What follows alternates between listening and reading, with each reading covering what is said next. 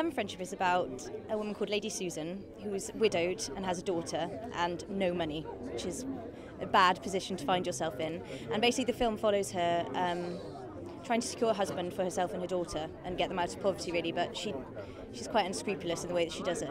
Love and Friendship is an unpublished Jane Austen novella that she wrote when she was about 20 and put in a drawer, and then about 40 years after she died, her nephew published it.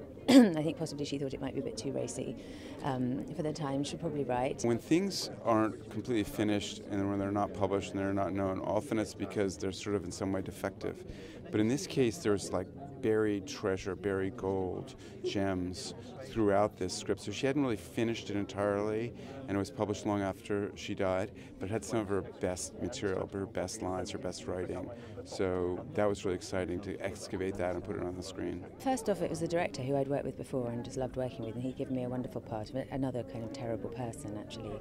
And he writes these wonderful women that you sort of should hate but don't.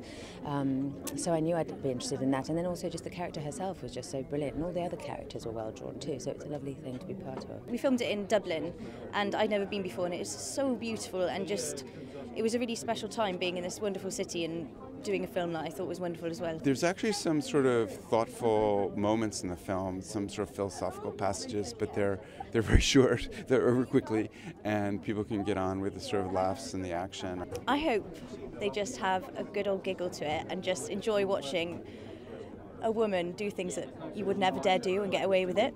I hope they enjoy the wit of it. It's very funny, and I think, having been to quite a few screenings now, I think you can hear people's surprise at how much they're laughing, and that's probably why it's one of my own films that I've seen the most times. So I'm probably going to watch screenings tonight. I never do that.